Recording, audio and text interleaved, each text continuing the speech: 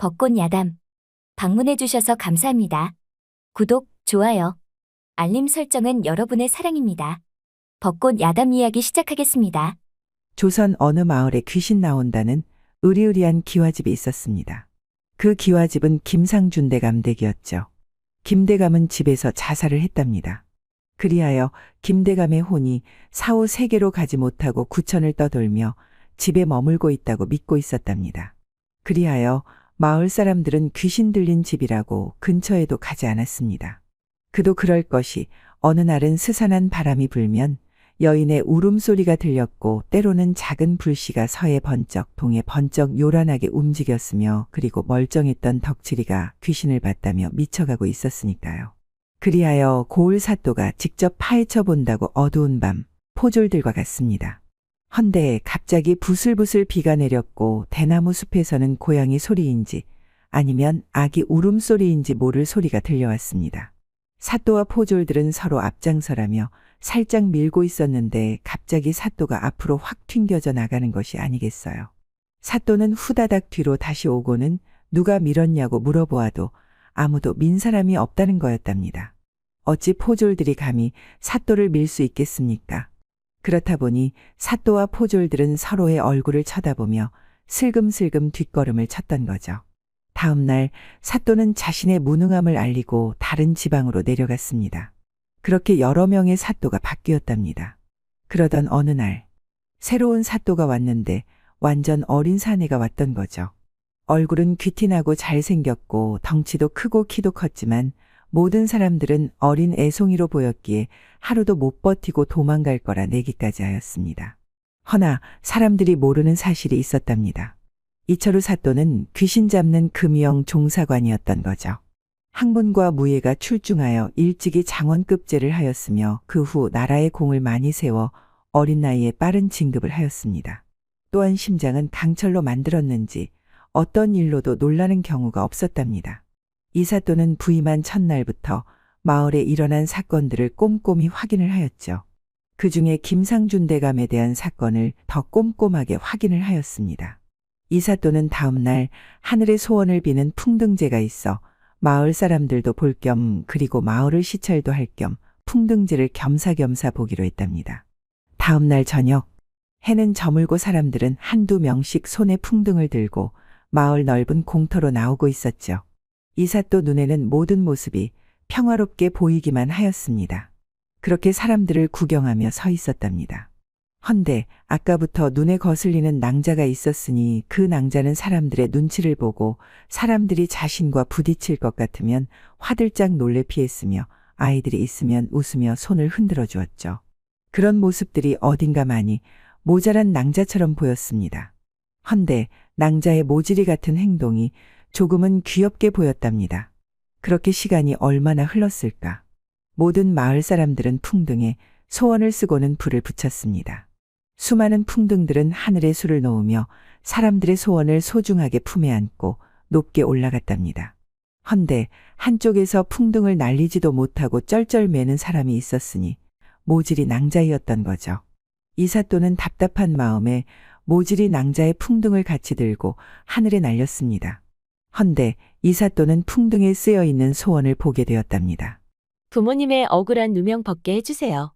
그리고 우리들 모두 마음 편안하게 살게 해주세요. 이 사또의 직감이 발동이 되었는지 모질이 낭자의 모든 행동과 시선 그리고 표정 하나하나 놓치지 않고 먼발치에서 지켜보고 있었습니다.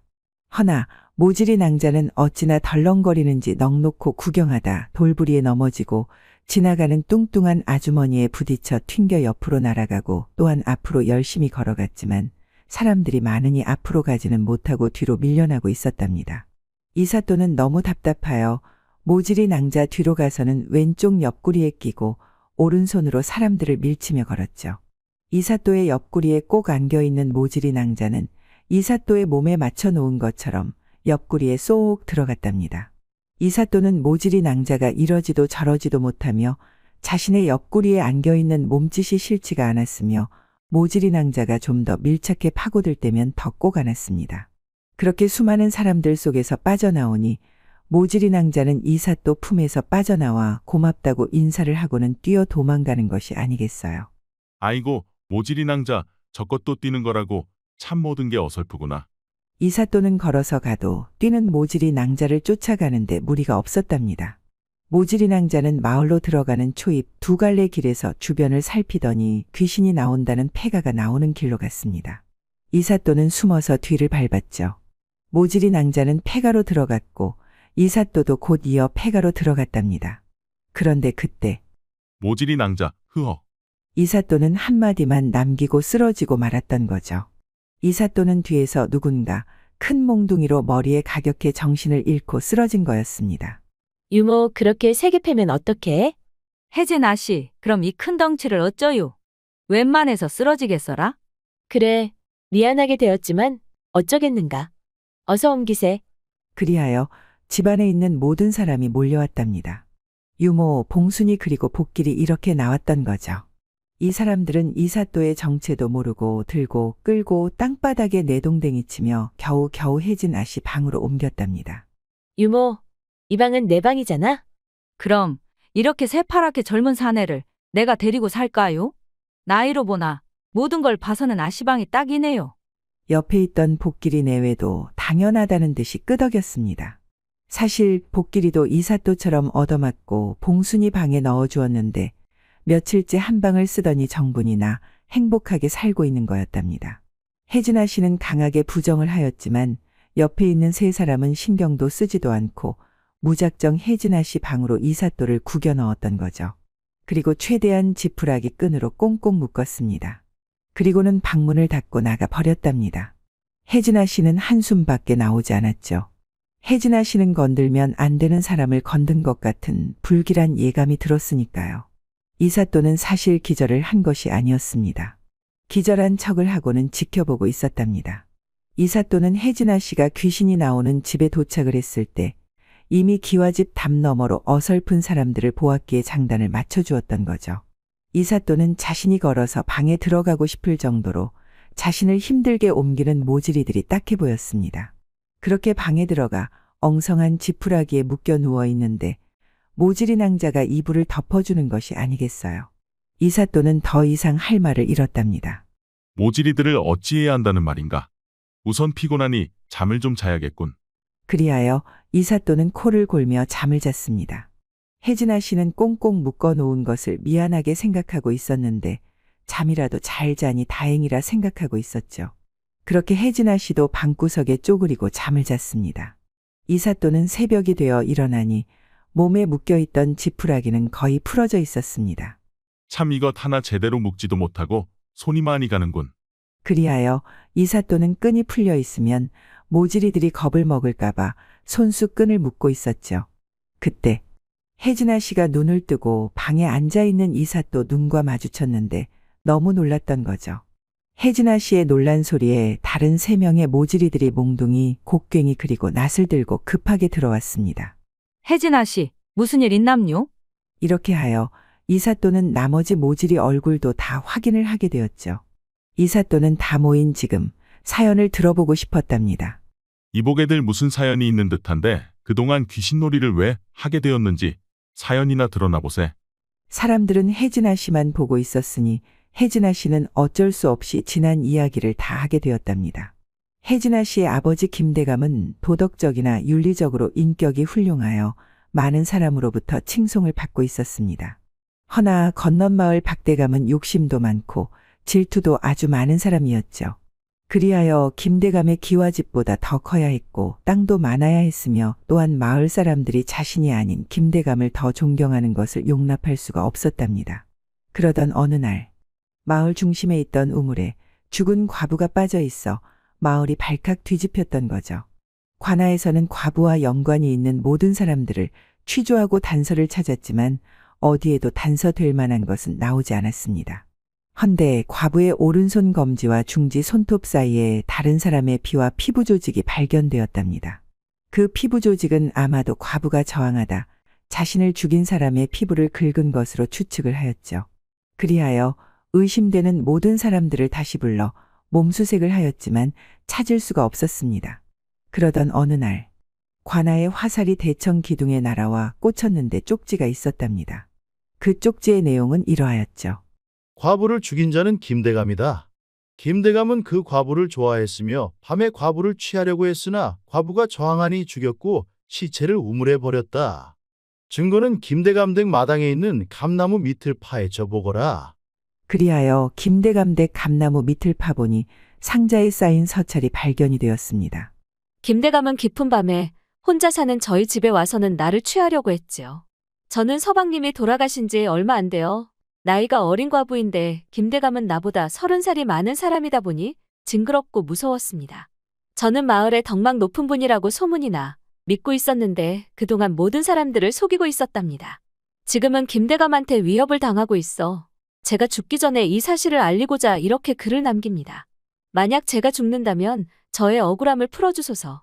이 내용이 증거가 되어 김대감을 추포하라는 명을 내렸습니다. 김대감의 모든 식구들은 믿을 수가 없었죠. 김대감은 잠시만 준비하고 나오겠다고 말을 하고는 방에 들어갔답니다.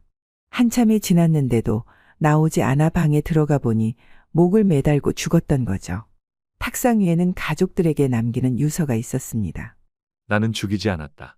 어떤 이유이건 나로 인해 가문에 불미스러운 일이 생겼으니 나의 죽음으로 대신하려 한다. 부인 그리고 혜성, 혜건, 혜진아 미안하구나. 김대감 댁 가족들은 마른 하늘에 날벼락을 맞은 것 같았답니다.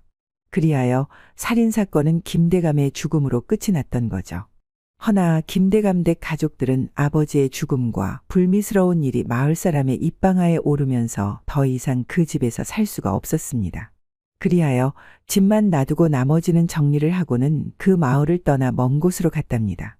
어머니는 충격으로 그해 돌아가셨고 두 오라버니는 장원급제를 하여 궐에서 일을 하게 되어 집을 떠났죠. 혜진아 씨는 성장할수록 아버지가 그리웠으며 아버지의 억울함을 풀어드리기 위해 다시 오게 되었습니다. 여기까지 듣고 있던 이사또는 혜진아 씨한테 물어보았답니다. 혜진 낭자는 아버지께서 과부를 죽이지 않았다고 확신합니까? 그때 제 나이 8살이었지요. 늦은 밤에 잠이 깨었는데 밖에서 소리가 나 창호지 틈으로 소리 나는 곳을 보았는데 어떤 사람이 감나무 아래에 무언가를 넣는 것을 보았지요. 복면을 하고 있어 알 수는 없었지만 사내였으며 키는 작았고 특이한 것은 팔자로 걸으며 오른다리가 살짝 기뚱했습니다.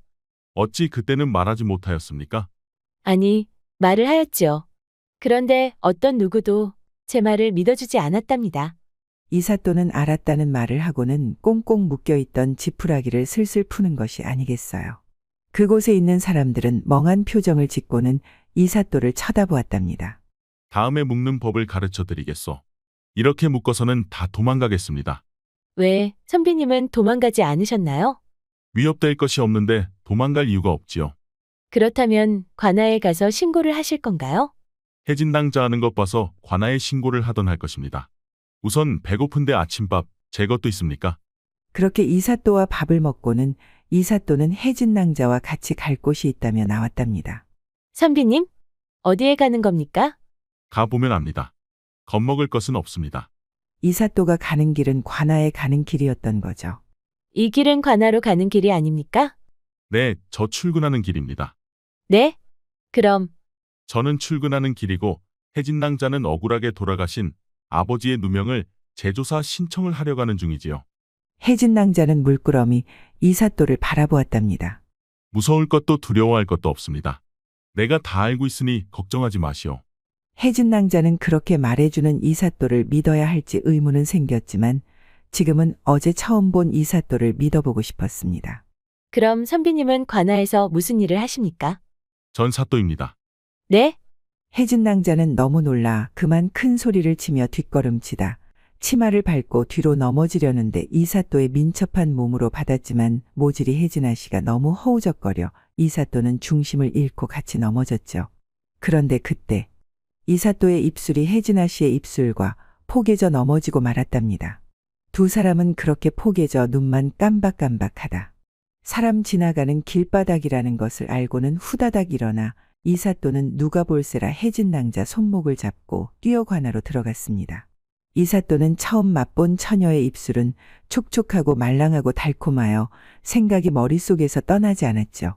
또한 혜진아 씨는 어제 처음 본 사내한테 입술도 내주고 손목까지 잡혀 뛰고는 있지만 어디로 가는지 몸도 자신 몸이 아닌 듯 구름 위를 뛰는 기분이었답니다. 그렇게 이사또는 상기된 얼굴을 하고는 혜진 낭자와 자신의 직무실로 들어갔습니다. 그리고는 혜진 아씨의 가느다란 손목을 아쉬워하며 조심히 놓았죠. 이사또는 붓과 한지를 주면서 지금까지 자신한테 얘기한 모든 것을 적으라고 하였답니다. 혜진 아씨는 의자에 앉아 쓰기 시작을 하였으며 이사또 역시 일을 하려고 의자에 앉았는데 일이 손에 잡히지 않았습니다. 이사또의 눈은 모질이 낭자라고 생각했던 혜진아 씨의 얼굴에 고정이 되었던 거죠. 혜진아 씨는 시선이 느껴져 고개를 돌려 이사또를 보았는데 그 눈빛은 애틋하고 아련하게 보였답니다.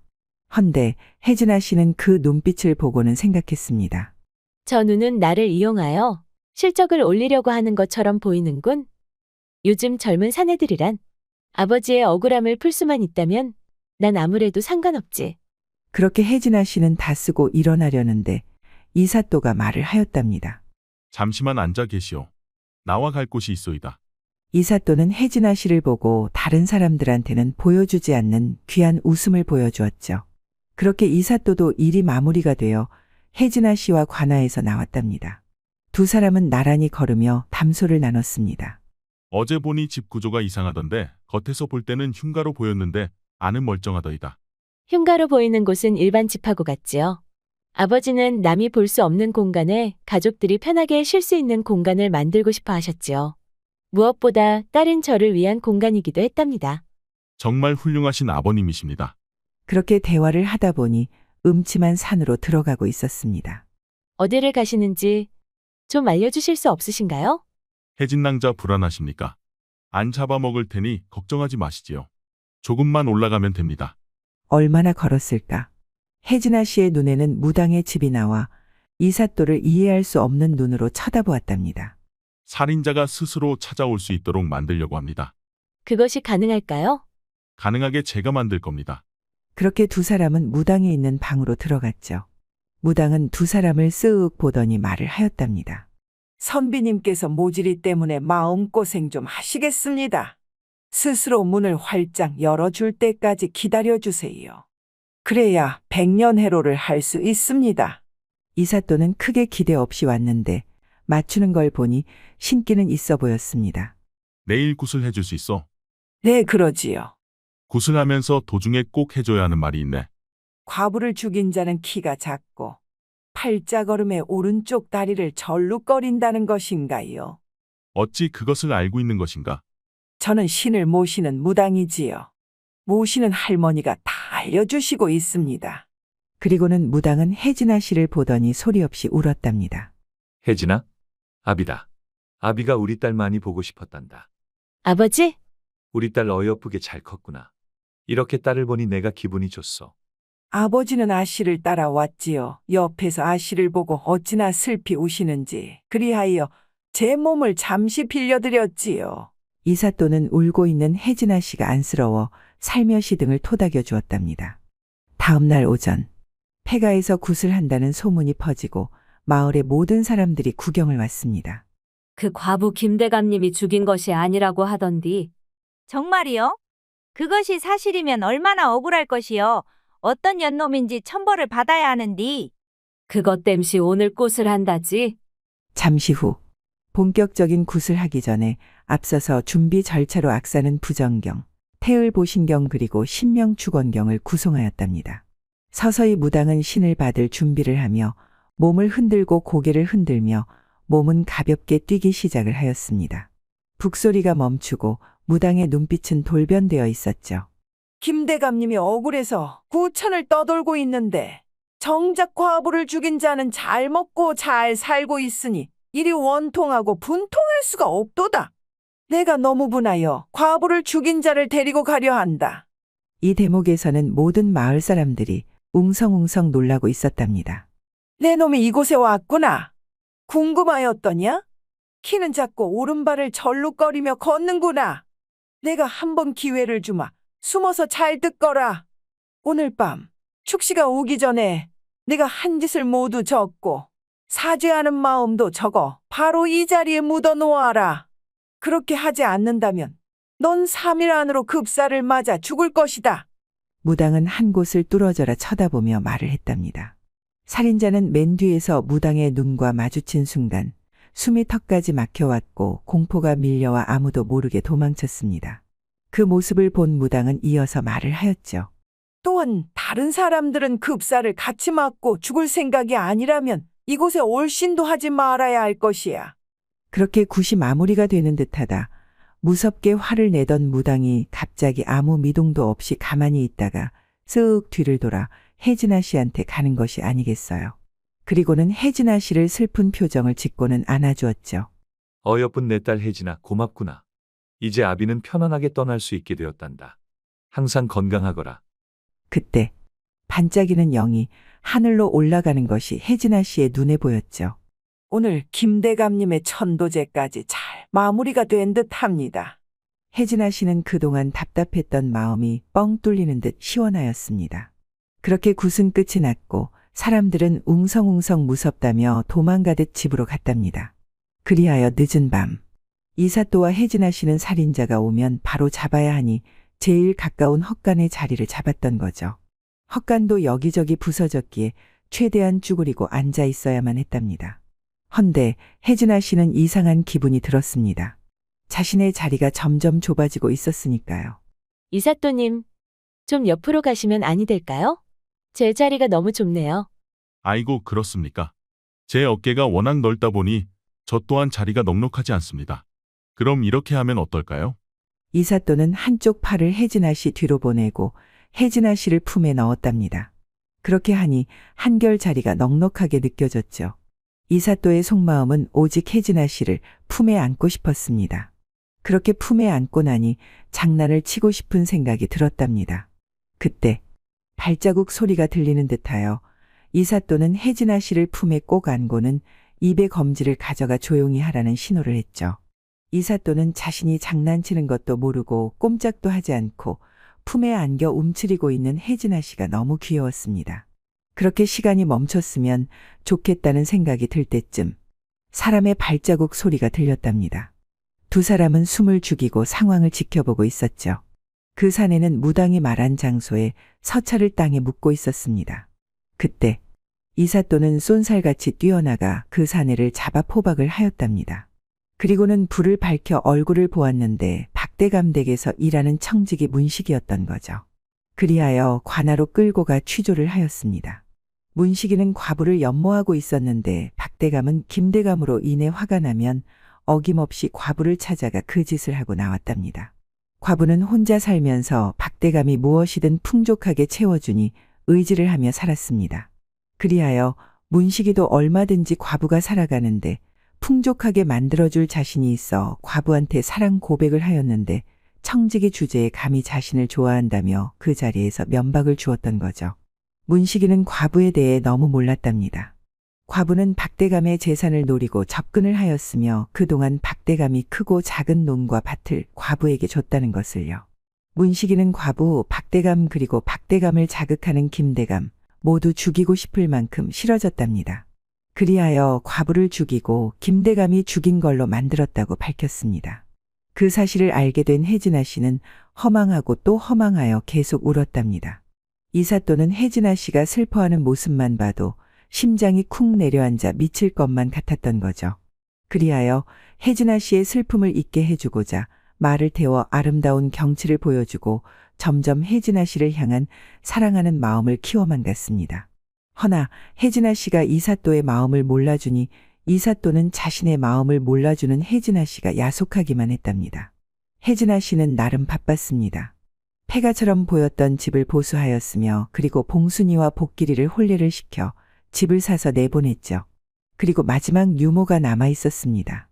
유모는 사실 서방과 자식이 3명 있었답니다. 어린 혜진아 씨를 혼자 놔둘 수가 없어 그동안 가족과 떨어져 지냈던 거죠. 혜진아 씨는 그런 유모를 가족의 품으로 돌려보내야 한다고 생각을 하였지만 쉽지만은 않았습니다.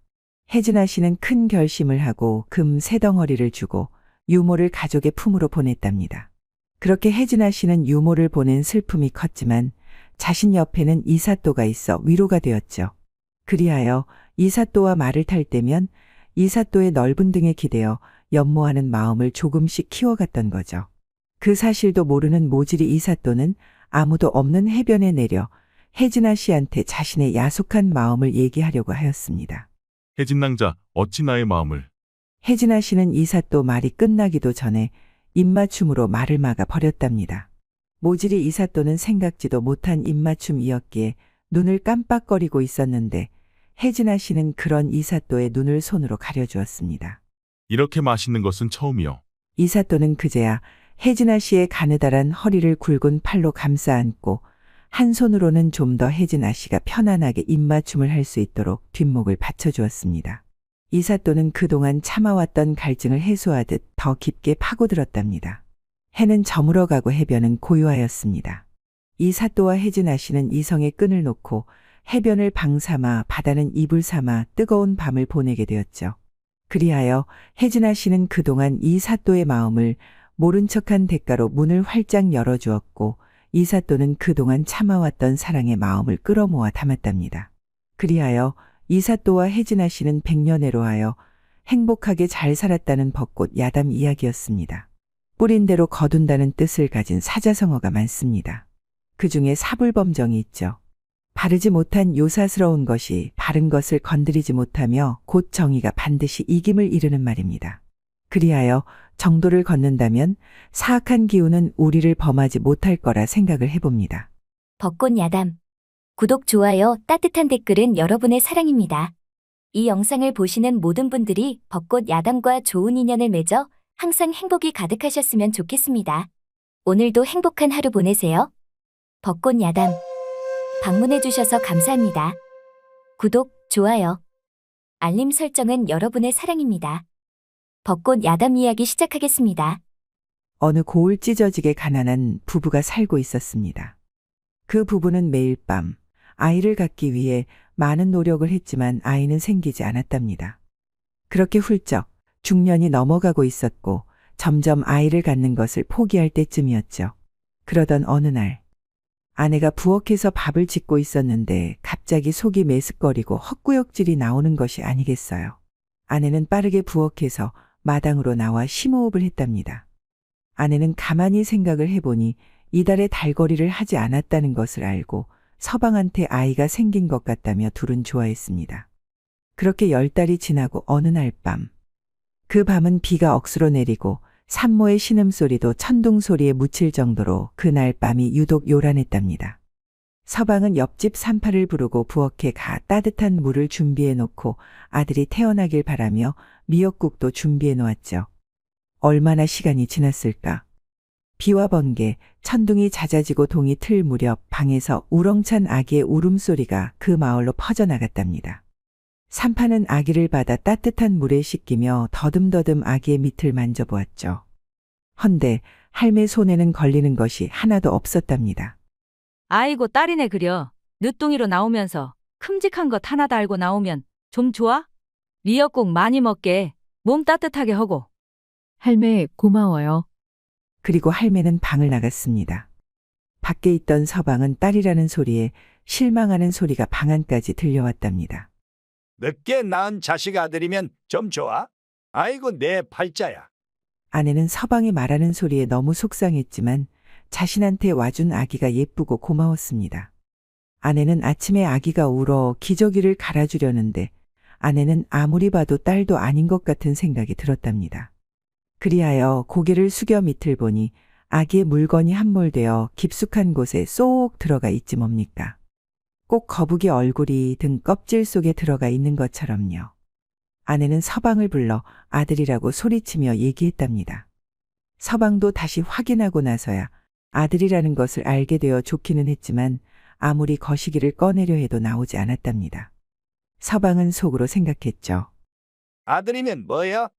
저래 가지고 남자 구실이나 하겠어. 아이고 내 팔자야. 서방이라는 사람은 아이 이름을 지을 생각도 하지 않고 밭으로 일하러 갔답니다. 아내는 아들의 이름을 웅이라 지어주고는 웃으며 말하였죠. 웅아, 나한테 와줘서 고맙구나. 이렇게 인사를 하고는 보드라운 볼을 어루만져 주었답니다. 그렇게 세월이 흘러 웅이는 10살이 되었습니다. 웅이는 말도 잘하고 눈치도 빨라 어디에 가도 손해보는 일은 하지 않았죠. 마루에 앉아있던 웅이 아비는 웅이를 보며 생각했답니다. 이제 나도 나이가 들어 농사일도 힘들고 일을 해도 빚만 늘어나고 어찌해야 좋을지 모르겠구먼. 마루에 앉아 한숨을 푹푹 쉬고 있는데 담 너머로 어떤 아비가 우는 아들을 질질 끌고 가는 것이 아니겠습니까? 웅이 아비는 궁금하여 물어보았죠. 애가 울면 쫓아 달래서 데리고 가야지. 왜 이리 끌고만 가시는 거요? 달래면 도망가는디 어찌하노 빨리 고래 들어가야 하는디 큰일이구먼. 왜? 아이가 무슨 일로 거래 가는 거요?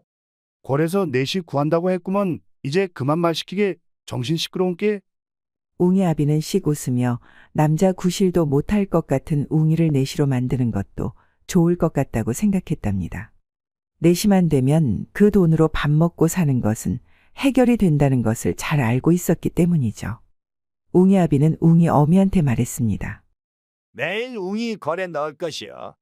남자 구실도 못할 것 데리고 있으면 뭐 할 거요? 자네도 그렇게 알고 있으라고. 그게 무슨 말이요? 웅이를 거래 내시로 보낸다는 얘기요? 말 길은 알아듣네. 이제 나도 늙어서 일도 못하겠고 저 만치 키웠으니 아들 덕 좀 봐야지. 웅이 어미는 통곡을 하면서 아니 된다며 방바닥을 치며 울었습니다. 웅이 아비는 시끄럽다고 방문을 발로 차고 나가버렸죠. 그때 부엌에 있던 웅이는 부모님의 얘기를 다 듣고 있었답니다. 내가 내시가 되면 돈을 벌 수 있다는 거구나. 웅이는 찢어지게 가난한 집이 싫었고 매일 큰 소리를 치는 아비도 싫었고 더 싫었던 것은 울고 있는 어머니를 보는 것이었습니다.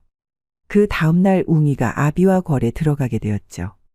웅이는 돈을 벌 수 있어 좋았지만 어머니를 떠나 사는 것은 무엇보다 싫었답니다. 웅이는 능력 없는 아비가 너무 싫었기에 원망하고 또 원망했습니다.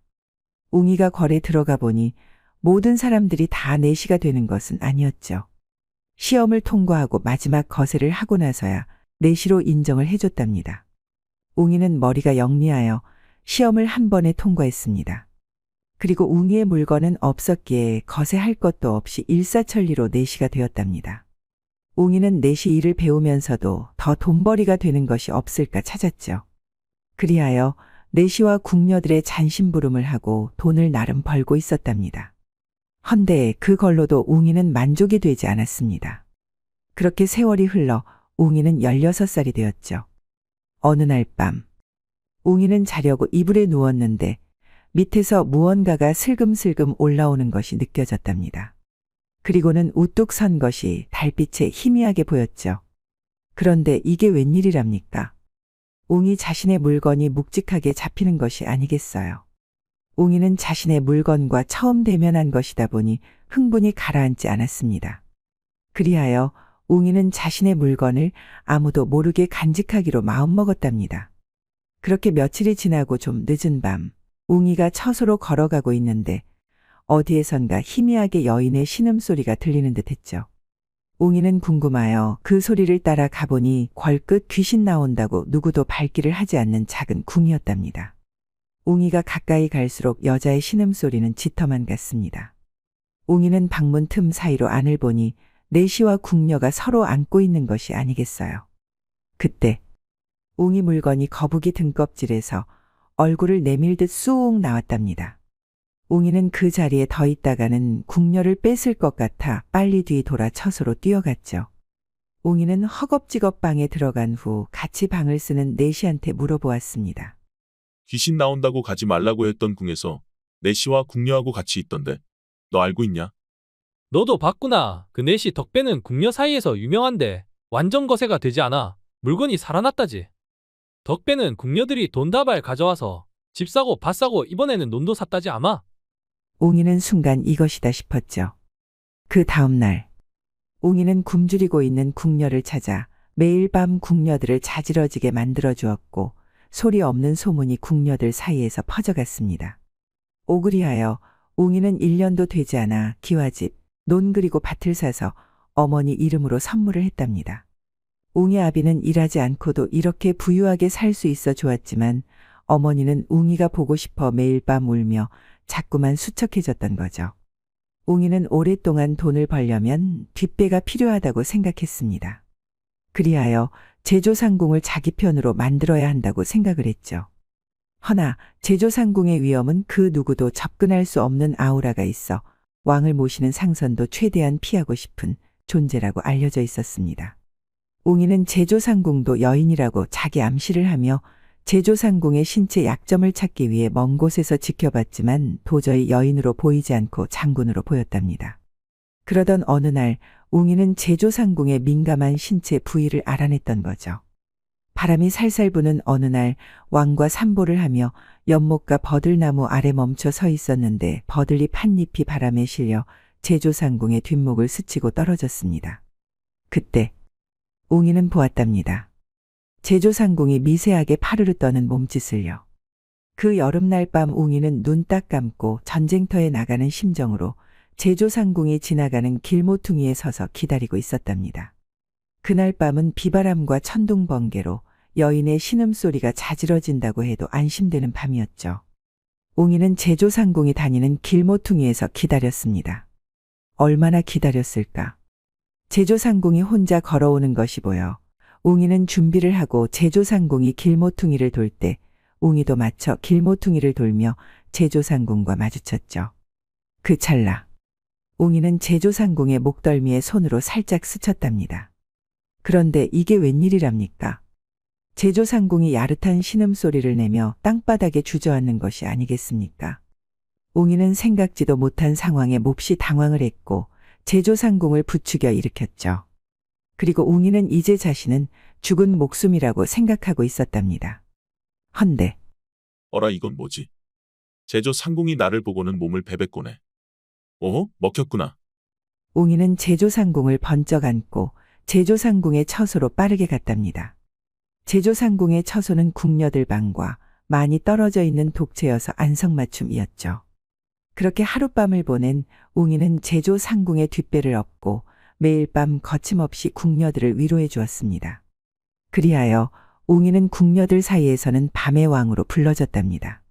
그렇게 웅이는 왕도 모르게 왕을 보필하며 궁녀들의 불만을 풀어주니 권한이 활기로 넘쳐 흘렸습니다. 웅이는 돈을 많이 버는 자신을 뿌듯하게 생각하며 한가해진 시간에 틈을 타 산보를 즐기고 있었죠. 그러던 어느 날 웅이 눈에 하늘거리는 천 사이로 한 명의 궁녀가 보였습니다. 웅이는 좀 더 가까이 가보니 자신이 모르는 궁녀였죠. 웅이는 궐에 자신이 모르는 궁녀가 있다는 것이 좀 당황스럽기는 했지만 금방 꼬시면 된다고 생각했답니다. 그리하여 그 궁녀의 주변을 천천히 걸었습니다. 대부분 이 정도 거리에서 걷기만 해도 무슨 반응이라도 보였는데 이 궁녀한테서는 어떠한 반응이 보이지 않았죠. 그리고 웅이를 없는 사람 취급하는 것 같아 웅이의 자존심에 금이 갔기에 웅이는 참을 수가 없었답니다. 그 이후로 웅이는 그 궁녀의 모든 것을 알아본 후 기필코 넘어뜨릴 거라고 다짐을 했습니다. 궁녀의 이름은 아진이었습니다. 나이는 17살, 아버지의 노름빚으로 팔려왔지만 노름빚을 갚으면 집으로 돌아가는 조건으로 궐에 들어온 것이었습니다. 정확하게 말하면 궁녀는 아니었던 거죠. 아진의 어머니는 웅이 어머니처럼 착하셨고 남동생은 병에 걸려 거의 방에 누워 있었습니다. 그리하여 웅이는 나름 궁녀가 아니면 자신을 모를 수 있다고 생각을 하며 금이 간 자존심을 달랬답니다. 그리고는 아진이도 자신과 같은 처지라고 생각이 드니 나름 동지애가 생겼던 거죠. 헌데 웅이가 그렇게 생각하는 반면 아진이는 웅이를 잘 알고 있었습니다. 상종 못할 사람이라고요. 그렇게 생각하기에 웅이를 없는 사람 취급을 한 거였답니다. 웅이는 아진이가 그렇게 생각하는 줄도 모르고 한 번 찍은 여인을 넘어뜨리지 못한다는 것은 용납할 수 없다는 생각으로 아진이 주변을 굶주린 늑대가 되어 맴돌았던 거죠. 햇살이 따스한 어느 날 웅이는 어김없이 아진이 옆에서 왔다 갔다 하고 있었는데 바람에 살랑살랑 날리는 천을 바라보고 있던 아진이가 갑자기 고개를 웅이한테 휙 돌리고는 웅이를 쳐다보는 것이 아니겠어요. 웅이는 생각지도 못한 아진의 갑작스러운 행동에 놀라 얼음이 되어 서 있었습니다. 웅이는 아진의 눈과 처음으로 마주쳤는데 아진의 눈은 사슴 눈처럼 맑고 촉촉했으며 그리고 깊었죠. 그때 웅이의 귀에서는 아름다운 종소리가 딸랑딸랑 들려왔답니다. 아진이는 웅이가 매일 같이 자신의 주변을 돌고 있는 것이 꼴 보기 싫어 한마디 하려고 눈을 마주친 것인데 웅이가 꼼짝도 하지 않고 넋 빠진 사람처럼 서 있어 더 꼴보기 싫었습니다. 이제 그만 좀 오시지요. 저는 내시님이 생각하는 그런 여인이 아닙니다. 웅이는 아진이의 목소리도 선녀의 목소리로 들렸답니다. 웅이는 아진의 눈을 본 이후부터는 웅이의 물건이 거북이 등껍질에 쏙 들어가 통 나올 생각을 하지 않았습니다. 그 이후로 궁녀들의 불만이 쌓여갔으며 활기찼던 궐한 분위기가 어둠으로 휩싸여갔죠. 웅이는 아진이의 맑은 눈을 본 후 상사병에 걸렸던 거였답니다. 웅이는 아진을 위해 무엇이라도 하지 않으면 미쳐버릴 것만 같았습니다. 그리하여 쓰러지는 아진이 집을 아담한 기와집으로 옮겨주었고 또한 곳간에 쌀과 곡식들로 가득 채워놓았답니다. 그리고 적당한 크기의 밭과 논도 사서 농사를 짓고 살 수 있도록 해주었죠. 남동생의 병을 고쳐주기 위해 제일 유능한 의원을 모셔 치료를 받게 하여 아진이 동생도 건강을 찾게 되었답니다. 헌데 마지막 아진이의 아버지의 노름빚도 갚아주고 싶었지만 그러면 아진이를 궐에서 볼 수 없으니 그것만 남겨놨죠. 그러던 어느 날 웅이는 아진의 집을 살피고 궐에 들어가려는데 그동안 돈만 보내고 한 번도 찾아뵙지 않은 부모님이 생각났습니다. 그리하여 부모님 댁 담 너머로 집안을 살펴보니 어머니는 마루에 힘없이 앉아 계셨고 아버지는 홍시감이 잘 익었다며 어머니한테 먹여주고 있었답니다. 대봉이 잘 익었어. 자, 먹어봐. 당신이나 드시구려. 저는 생각이 없습니다. 이건 먹으면 밥맛도 좋아질 거요. 홍시감 좋아했잖아. 어여. 어머니는 홍시를 한 입 먹고는 맛있다며 웃으셨습니다. 웅이는 어머니의 웃는 모습을 보니 당장이라도 어머니한테 달려가고 싶었지만 자신의 살아온 삶을 생각하니 어머니 앞에 나설 수가 없었답니다.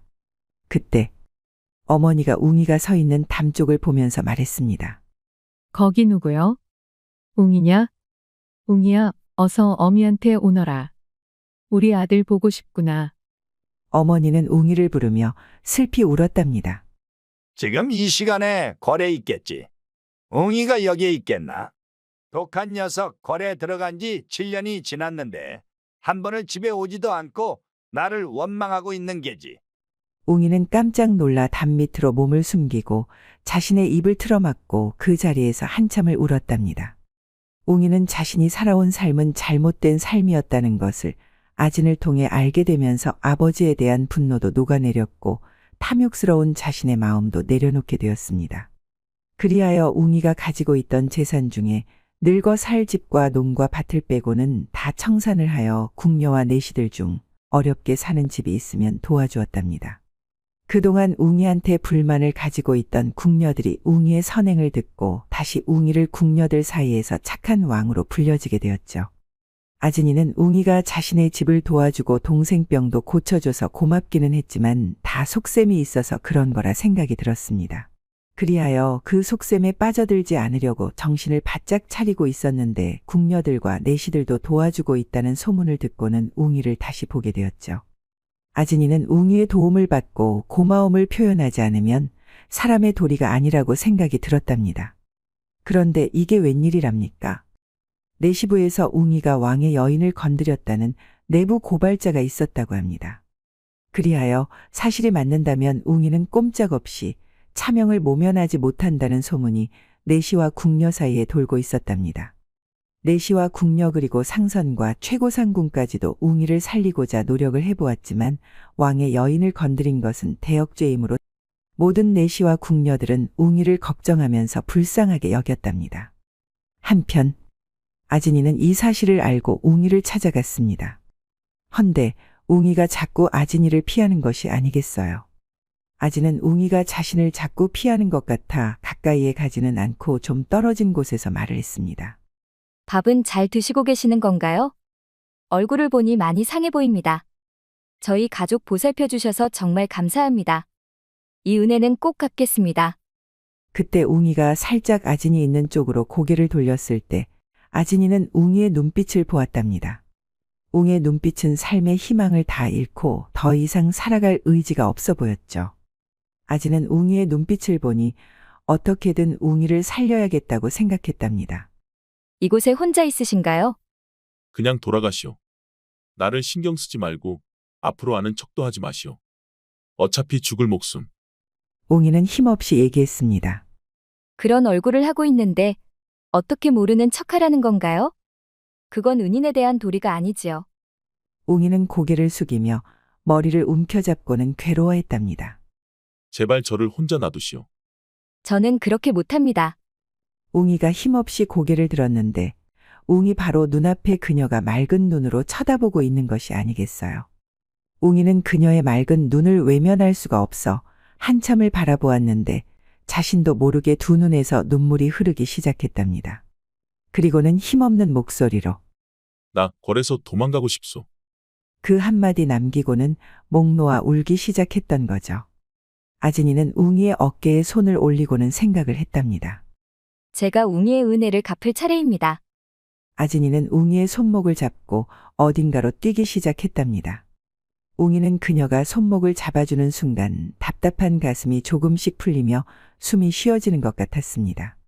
아진이는 귀신이 나온다는 그 궁으로 가더니 웅이의 내시 옷을 벗겼답니다. 웅이는 아진이도 나의 그것을 원하는가 하고 멍하게 쳐다보고 있었죠. 헌데 아진이가 웅이의 등짝을 때리며 정신 차리라고 조용히 말을 하였습니다. 그리고는 속옷 저고리와 바지만 빼고 구석에 숨겼습니다. 두 사람은 낮은 담을 찾아 넘어가려는데 아진이의 짧은 다리로는 어림도 없었죠. 웅이는 아진이를 들어올려 담에 올라갈 수 있게 해주었습니다. 그 다음 아진이는 담 위에서 웅이한테 손을 내밀며 빨리 손을 잡고 올라오라는 눈짓을 했답니다. 웅이는 궐과 자유를 담 하나 끼고 주춤거렸죠. 헌데 순간 자유가 그리웠습니다. 웅이는 아진이가 내민 손을 잡고 단숨에 담으로 올라갔답니다. 웅이는 설렜습니다. 이 담을 넘으면 자유를 찾아 날아갈 수 있을 것 같았죠. 그렇게 둘은 담을 넘어 자유를 향하여 뛰어갔답니다. 웅이는 지금 죽어도 여한이 없었습니다.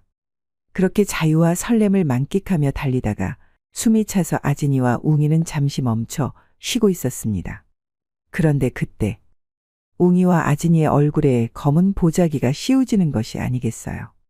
웅이는 걸렸다고 생각했고 아진이만은 살려야 한다는 생각에 말을 하였답니다. 아진이는 아무 잘못이 없습니다. 제가 무작정 끌고 왔습니다. 그리고는 한참 동안 침묵이 흘렀습니다. 웅이와 아진이는 그 자리에서 기절을 했던 거죠. 시간이 어느 정도 지났을까? 웅이는 서서히 정신이 들었죠. 그리고는 웅이는 무조건 빌었습니다. 제가 죽을 죄를 지었습니다. 저만 죽여주십시오, 제발. 웅이는 아진이를 최대한 자신 뒤에 숨기려고 애를 썼습니다. 그때 부스럭 소리가 나면서 누군가가 가까이 걸어오는 것이 들렸답니다. 웅이는 숨을 죽이고 몸을 움츠리고 있었죠. 내 죄를 알고 있는 게냐? 네, 알고 말고요. 100번 죽어도 마땅합니다요. 그런데 아진이는 아닙니다. 제가 끌고 온 것입니다요. 웅이는 아진이 살려달라며 펑펑 울었습니다. 아진이는 의식에서 돌아와 웅이가 애원하는 소리를 듣고 있었답니다. 헌데 살려달라는 말에 아진이도 그동안 살아온 삶이 행복한 것은 아니었기에 나를 위해 이렇게 울어주는 사람과 같이 죽는 것도 괜찮을 것 같아 소리 없이 울었죠. 그리고 웅이가 이렇게 좋은 사람인 줄 알았다면 더 빨리 만나 조금이라도 행복한 시간을 보내지 못한 것이 후회스러웠답니다. 아진이는 지금이라도 늦지 않았다고 생각이 되어 죽기 전에 이 말은 웅이한테 꼭 해주고 싶었답니다. 아진이는 일어나 앉아 더듬더듬 웅이를 뒤에서 안았습니다. 웅이는 울다가 아진이가 뒤에서 앉는 순간 울음을 멈췄죠. 아진이는 조용해진 틈을 타 웅이의 귀에 말을 했답니다. 웅아, 다음 생에는 나와 함께 살자. 내 낭군이 되어서 알았지?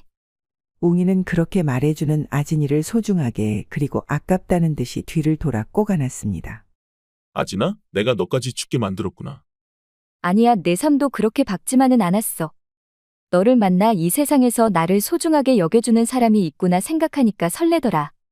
내가 빨리 너의 마음을 받아줬더라면 좋았을 텐데 내가 미련했어. 아진과 웅이는 다음 생을 기약하고 나니 지금 죽어도 두렵지 않았답니다. 둘은 얼싸안고 죽기만을 기다리고 있었는데 아무런 일이 일어나지 않아 더욱 더 초조하기도 했죠. 죽기 전 할 말도 다 했고 다음 생도 기약했으니 죽을 시점은 지금인데 아니 한참 지났는데 아무런 반응도 없었습니다. 새소리와 물소리 나뭇잎 스치는 소리만 들릴 뿐 사람의 인기척은 조금도 들리지 않았죠. 웅이는 용기를 내어 검은 보자기를 머리에서 벗고 달빛에 의지하여 주변을 보았답니다. 사람이 없어, 아진아. 어떻게 된 거지? 웅이가 더듬더듬 주변을 만져보니 중간 크기 보따리가 있었습니다. 보따리에는 사내 옷과 여인 옷이 있었고 돈과 폐물 그리고 서찰이 있었죠. 두 사람은 우선 안전한 곳으로 주변을 살피며 이동을 했답니다. 얼마나 걸었을까? 동이 트고 웅이는 서찰을 꺼내 읽었습니다. 상선나리와 제조 상공이 남긴 글이었답니다. 웅이와 아지는 이제 죽은 사람일세. 그러니 이제는 그 이름으로는 살 수 없다는 말이네. 그 이름이 이곳에 들려오는 순간 둘은 다시 죽음을 면하지 못할 것이야.